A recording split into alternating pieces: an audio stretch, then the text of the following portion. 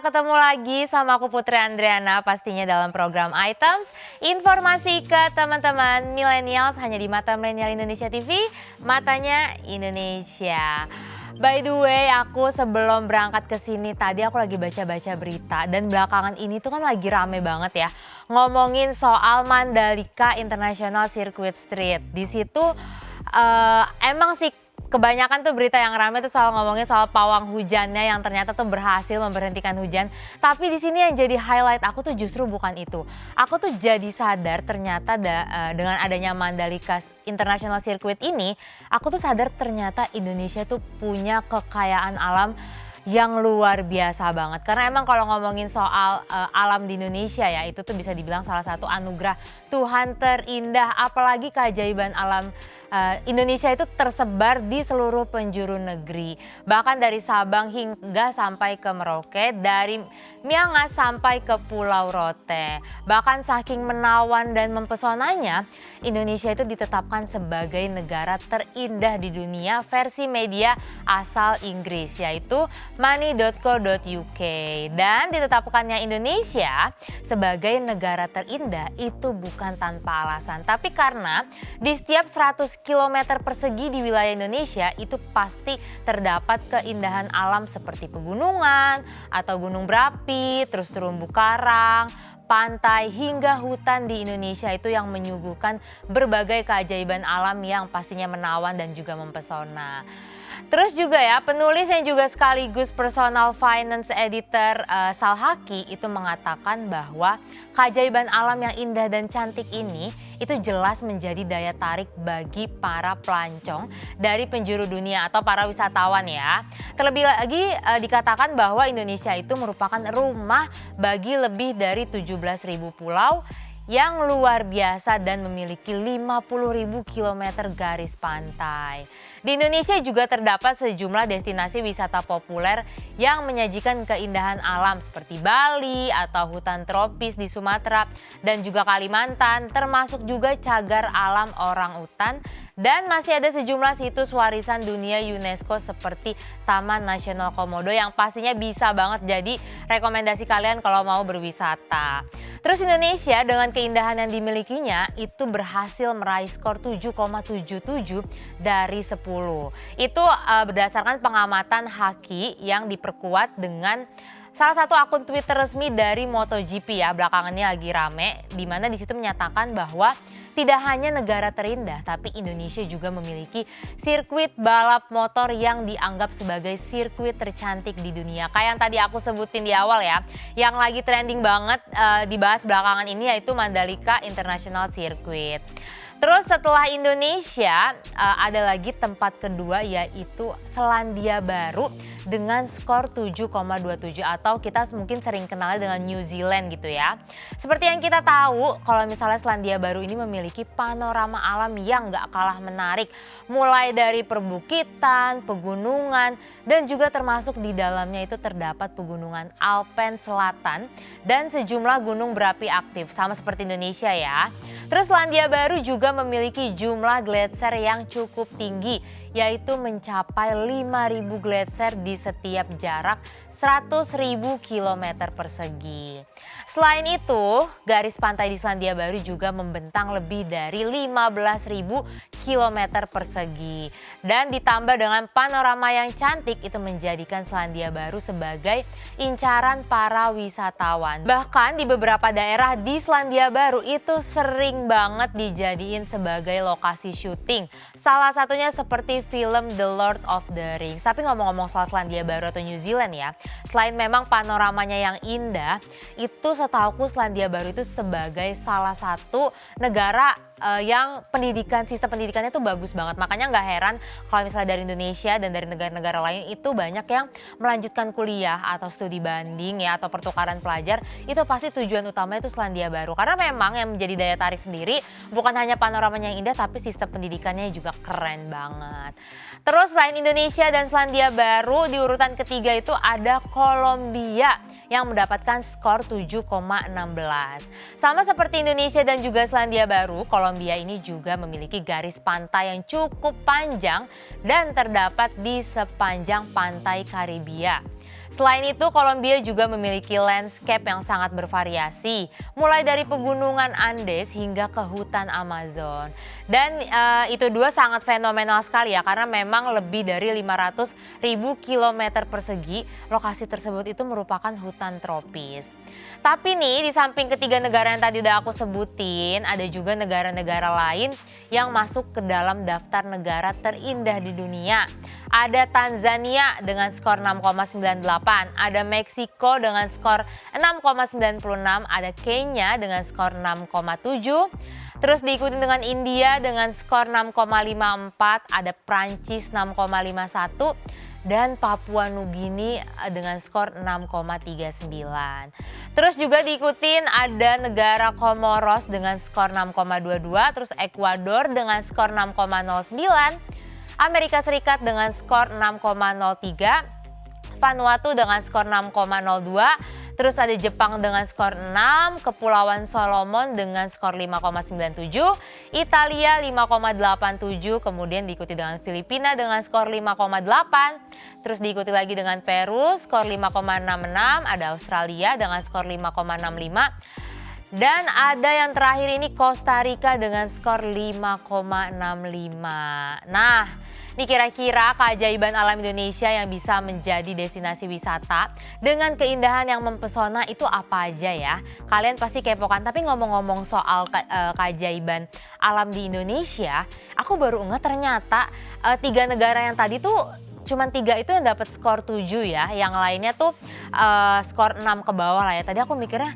oh skor 7 aja ini tertinggi ya, berarti nggak ada negara yang dapat skor 8, ya kan 9 atau 10. 7 itu kan sebenarnya angka standar, tapi senang juga sih Indonesia bisa jadi yang tertinggi. Sebenarnya ngomongin Indonesia itu keajaiban alamnya memang anugerah banget ya, makanya kita tuh sebagai masyarakat Indonesia, terus sebagai anak muda juga generasi milenial zaman sekarang, itu jangan cuma nikmatin aja, tapi kita juga bisa mengembangkan itu, karena dari keajaiban alam itu tuh bisa ngerembet ke aspek-aspek lain menurut aku ya. Dengan kalau misalnya destinasi wisatanya kita jaga, kita kembangkan, kita promosikan, itu bisa berdampak ke perekonomian juga bisa. Dari segi sosial juga bisa, bahkan sampai ke segi politik tuh juga bisa berpengaruh. Sebenarnya balik lagi, meskipun Indonesia punya keajaiban alam yang tidak dimiliki oleh negara-negara lain, tapi kalau tidak dirawat, tidak diurus, itu menurutku akan useless juga gitu. Jadi kita sama-sama semangat ya, saling mempromosikan. Jadi buat teman-teman yang udah kangen liburan, sebenarnya liburan dalam negeri tuh nggak kalah menarik juga kan dibandingkan dengan liburan di luar negeri, apalagi lagi musim kayak gini. Ya kita yang deket-deket dulu aja lah ya kan di Jawa ada gunung, di Bali ada pantai, di Lombok ada pantai, apalagi sekarang udah ada Mandalika International Circuit Street gitu. Tapi buat teman-teman yang penasaran apa aja sih keajaiban alam di Indonesia yang bisa jadi rekomendasi kalian buat berwisata, jangan kemana-mana ya, soalnya di segmen selanjutnya aku bakal balik lagi dan share apa aja keajaiban alam di Indonesia. Jadi buat teman-teman tetap di Items, informasi ke teman-teman milenial.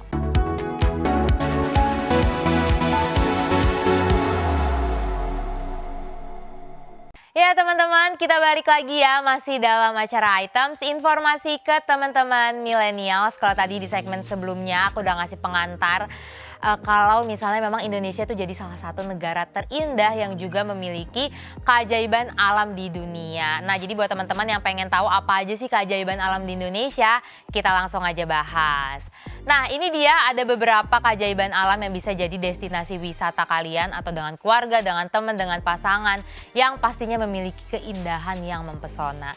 Yang pertama, kita pergi dulu ke daerah Jawa, tepatnya di Jawa Timur, itu ada Kawah Ijen yang merupakan satu dari 2 tempat fenomena alam blue fire di dunia selain di Islandia, Eropa Utara. Blue fire sendiri itu bisa dilihat langsung saat keadaan gelap tanpa cahaya dan biasanya dilihat itu pada dini hari. Kawah Ijen ini juga dikenal sebagai danau air asam kuat terbesar di dunia karena di sana wisatawan bisa melihat uap yang keluar dari kawah dengan pancaran warna biru kehijauan yang cantik di bagian permukaannya. Terus selain Kawah Ijen ada juga Gunung Bromo Dengan keindahan alam yang ditawarkan, makanya nggak heran banget kalau misalnya Gunung Bromo ini menjadi salah satu keajaiban alam di Indonesia. Bahkan saking indahnya, di tahun 2017 Gunung Bromo pernah masuk ke dalam 50 Inspiring Natural Wonders versi CNN Travel. Keren banget gak sih? Tapi ternyata itu hal yang wajar karena Gunung Bromo ini menjadi salah satu lokasi paling strategis untuk menikmati keindahan matahari terbit secara langsung. Di Bromo juga pengunjung bisa melihat langsung kawah seluas 10 km yang terbentuk setelah terjadinya letusan api vulkanik kalderat Tengger ya. Ini Gunung Bromo ini memang jadi salah satu rekomendasi banget buat kalian. Aku juga pengen banget ke sana, kayak ngeliat temen-temen tuh liburan dikit ke Bromo, ya kan, libur dikit, cuti dikit ke Bromo. Nah, aku sendiri tuh belum pernah ke sana, mungkin ini bisa jadi destinasi wisata kalian juga. Terus selain Gunung Bromo ada juga Rafflesia arnoldi yang merupakan bunga endemik Indonesia yang masuk dalam kategori langka. Berbeda seperti bunga pada umumnya, Rafflesia arnoldi ini memiliki diameter yang cukup besar, bahkan mencapai 1 meter, yang memiliki ciri khas bau yang sangat tajam. Bahkan saking tajam dan kuat aromanya itu bisa tercium hingga radius 30 meter. Nah, buat kalian yang ingin melihat dan mencoba untuk merasakan ketajaman aromanya, kalian bisa datang ke Kebun Raya Bogor, Kebun Raya Cibodas Cianjur, atau Taman Nasional Gunung Leuser. Atau kalian juga bisa ke Taman Nasional Kerinci Seblat, dan masih ada lagi di Taman Nasional Bukit Barisan Selatan. Nah, terus kita lanjut ke destinasi selanjutnya. Kalian juga bisa ke Green Canyon yang berlokasi di Jawa Barat. Green Canyon ini menjadi salah satu destinasi wisata keajaiban alam Indonesia yang nggak boleh banget dilewatkan. Nanti saat kalian tiba, kalian akan disuguhkan pemandangan spektakuler dari tebing tinggi. Terus di sana juga pengunjung dapat menyusuri aliran sungai yang berwarna hijau jernih yang seakan membelah tebing tinggi di sekitarnya. Tebing di Green Canyon yang berwarna hijau ini sangat cantik banget dan juga unik karena dipenuhi oleh lumut. Itu juga bisa dilihat dari pemandangan yang disajikan. Makanya nggak heran kalau misalnya Green Canyon itu dijuluki sebagai sepotong surga di bumi. Terus selain Green Canyon, ini ada lagi ya, ini kayaknya favorit seluruh wisatawan ya. Siapa sih yang nggak tertarik ke Raja Ampat? Ini adalah salah satu destinasi wisata yang terletak di Papua Barat, di mana Raja Ampat ini memiliki alam yang masih asri dengan laut yang jernih tidak berujung.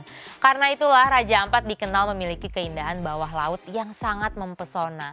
Bahkan Raja Ampat ini menjadi rumah bagi 540 jenis terumbu karang serta lebih dari 1.000 jenis ikan. Makanya nggak heran kalau misalnya Raja Ampat itu dijuluki sebagai The Last of Paradise hingga menjadi spot diving terbaik di dunia pada tahun 2015 versi CNN.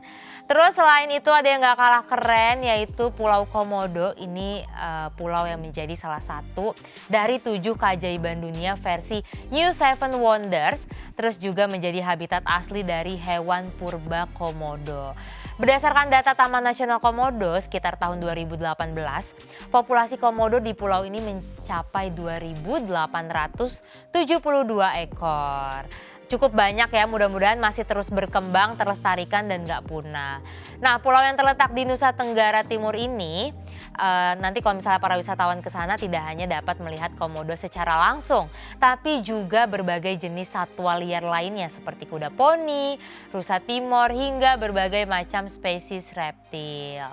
Pemandangan alam yang ditawarkannya pun juga tidak kalah menawan. Selain perbukitan yang indah, di Pulau Komodo juga terdapat pemandangan bawah laut yang sangat luar biasa. Bahkan katanya karena letaknya berada di jantung segitiga terumbu karang Asia Pasifik, itu membuat Pulau Komodo menjadi salah satu surga bawah laut terkaya di Indonesia.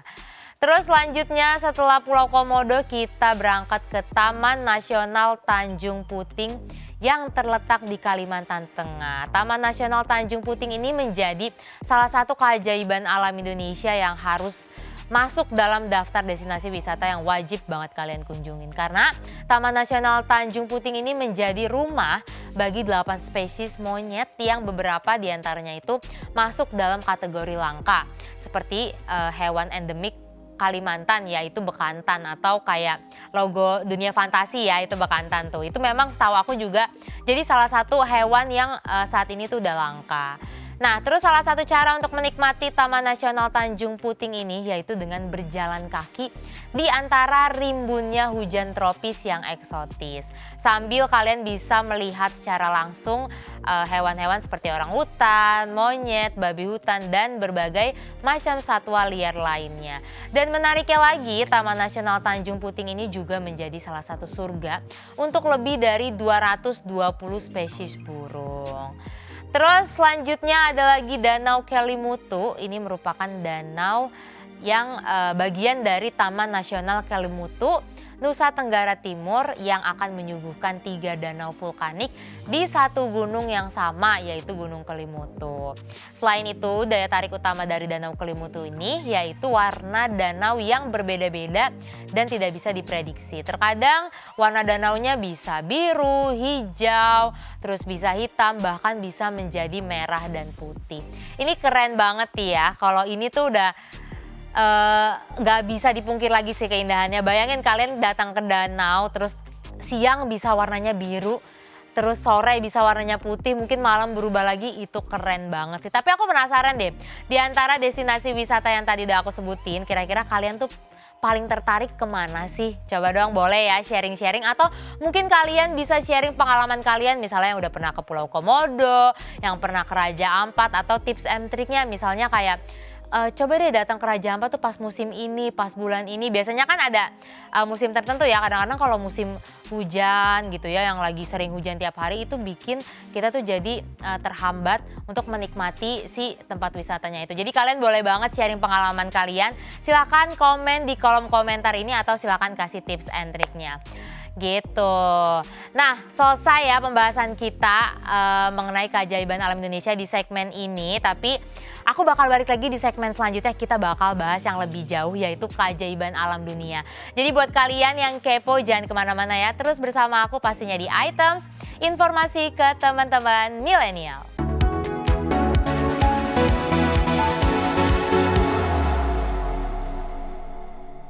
Oke teman-teman, balik lagi sama aku Putri Andriana, pastinya masih dalam acara Items, informasi ke teman-teman milenial, dan kita masih ngomongin soal keajaiban alam di Indonesia. Di segmen sebelumnya yang ngomongin soal Indonesia ya, tapi sesuai janji aku di segmen ini kita mau bahas soal keajaiban alam yang ada di dunia. Itu ada apa aja sih? Mungkin bisa jadi destinasi wisata kalian ya.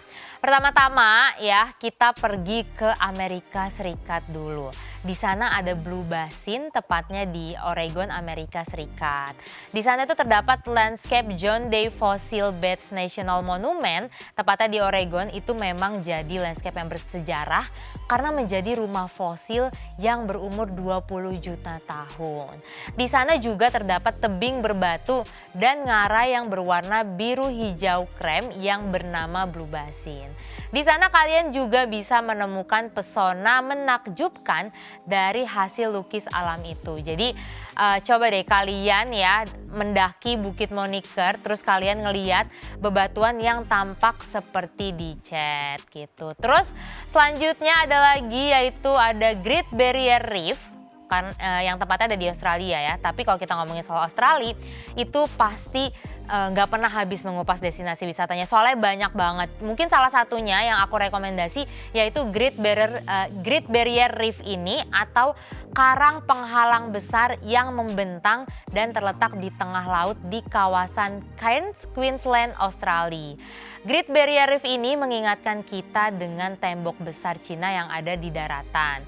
Karena Great Barrier Reef ini merupakan gugusan karang yang membentang di tengah laut kawasan Cairns. lokasi wisata ini juga memberikan pemandangan yang menakjubkan baik dari sisi satwa laut maupun dari sisi terumbu karangnya.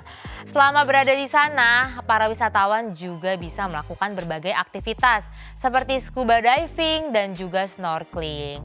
Apalagi ya di Great Barrier Reef ini pengunjung bisa menyapa lebih dari 6.600 spesies flora dan fauna, termasuk 1.500 jenis ikan, 4.000 jenis moluska, dan 400 jenis terumbu karang. Wow, banyak banget ini. Buat kalian yang suka flora dan fauna, ini kayaknya salah satu destinasi wajib kalian ya.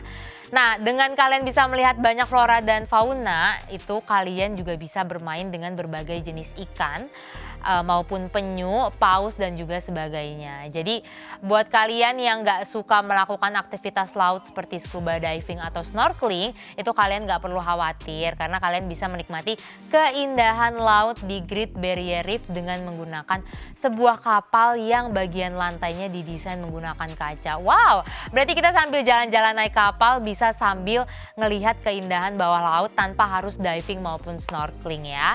Terus ada lagi keajaiban alam di dunia lainnya yaitu air terjun Victoria.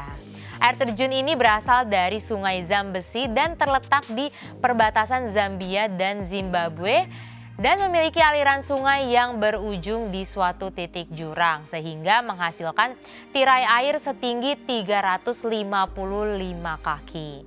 Sebenarnya penamaan Victory terhadap air terjun ini itu ternyata diberikan oleh penjelajah Afrika asal Skotlandia yang bernama David Livingstone, yang ternyata penamaan itu didasarkan pada Ratu Inggris yang memerintah pada saat itu, yaitu Ratu Victoria. Tapi ternyata nama asli dari air terjun ini adalah Mosi Oatunya dan masih digunakan secara lokal.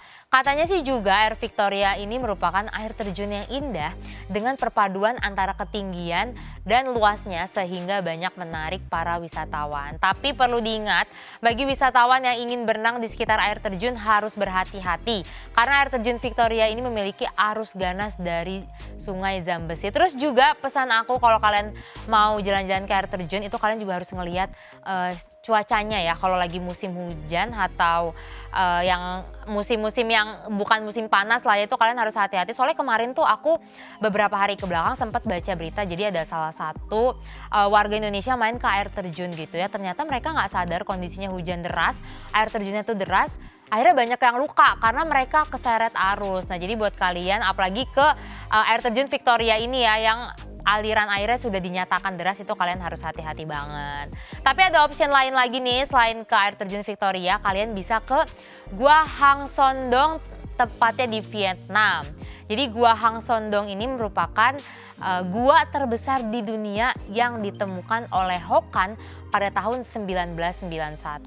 Meskipun sudah lama ditemukan, tapi baru di tahun 2019 lalu itu ditelusuri oleh Howard Lindbergh ketika dirinya melakukan penelitian dan masuk dalam daftar warisan dunia UNESCO yang dilindungi. Hingga akhirnya di tahun 2014 gua ini dibuka untuk umum dan sejak saat itulah pemerintah setempat telah memberikan izin pada operator wisata untuk mengajak wisatawan menjelajahi keindahan gua yang kemudian dinamakan dengan Hang Son Doong ini. Dan sejak saat itulah tercatat sudah ada 900 orang yang menjelajahi keindahan gua vertikal terbesar di dunia ini. Memang tidak mudah untuk mencapai gua Hang Son Doong. Kalian tuh akan dibawa seperti ke negeri dongeng gitu ya. Karena pintu masuk gua Hang Son Doong ini ternyata merupakan gua terbesar ketiga di dunia, yaitu Gua Hang En yang ternyata merupakan tempat syuting film Peter Pan. Tempatnya memang sangat indah karena terdapat sungai di dalamnya. Bahkan bisa sambil mendirikan tenda dan bermalam di dalamnya. Uniknya, di lantai Gua Hang En ini memiliki dataran yang berpasir seperti di pantai. Ditambah lagi terdapat 2 kolam alami yang bisa dijadikan sumber air serta kolam renang alami. Dan karena guanya yang luas, jadinya perjalanan menuju Gua Hang Sondong ini hampir memakan waktu setengah hari menembus hutan yang indah. Apalagi di sana tuh masih banyak pepohonan lebat yang masih berdiri dan terlihat sangat alami. Bahkan sekelompok kupu-kupu yang berterbangan akan sangat mudah ditemukan di hutan yang lebat itu. Karena Gua Hang Sondong ini merupakan gua vertikal, jadi setiap wisatawan yang akan masuk ke dalamnya itu harus turun dengan menggunakan tali pengaman. Itu tingginya kira-kira sekitar 8 meter ya, dengan situasi medan yang cukup curam. Jadi buat kalian yang ke sana itu sangat butuh pengawasan dan panduan para profesional berlisensi supaya bisa memasukinya. Terus salah satu keindahan dari Gua Hang Sondong ini yaitu saat cahaya matahari masuk ke dalam gua tersebut itu menimbulkan bekas cahaya yang sangat indah untuk diabadikan dengan kamera, atau bahasanya zaman sekarang golden hour lah ya. Tuh kalian bisa foto-foto estetik di sana. Tapi nih setelah aku pikir-pikir, jadi intinya adalah kita untuk ke Gua Hang Sondong ini kita harus masuki gua lagi gitu. Jadi sebelum ke gua kita harus melewati gua lagi. Makanya aku nggak heran sih, sampai tadi kan sejauh kurang lebih 1 tahun itu baru 900 pengunjung ya. Mungkin pengunjungnya juga segmented banget, yang biasa wisata di tempat alam. Kalau yang biasa wisatanya enak-enak gitu ya, ke mall, jalan-jalan cantik, terus suruh menjelajahi gua, kayaknya agak berat ya say. Tapi kalau aku sih tipe yang suka banget jalan-jalan alam. Aku rela capek-capekan setengah hari berjam-jam, tapi nanti pada akhirnya aku akan mendapatkan pemandangan yang indah. Tapi kalau boleh saran nih, mudah-mudahan di Gua Hang Sondong ini tuh nanti makin ke depan makin banyak penginapan. Jadi mungkin buat orang yang ingin stay lebih lama atau yang senang ngejalannya pelan-pelan itu bisa stay dulu di penginapan tersebut. Gitu teman-teman. Wow, ternyata ngomongin keajaiban alam tuh seru banget ya, baik di dunia maupun yang di Indonesia. Abis ngomong ini aku jadi rasanya pengen banget langsung cepet-cepet wisata. Jadi buat teman-teman yang pengen berwisata tapi belum ada kesempatan, semoga bisa dikasih kesempatan. Boleh di Indonesia dulu, nanti baru kita mengunjungi ke luar Indonesia. Itu sekaligus menutupi pembahasan kita hari ini. Thank you banget teman-teman yang udah nonton Items kali ini. Kita ketemu lagi ya, tentunya hanya di Mata Milenial Indonesia TV, matanya Indonesia. See you teman-teman.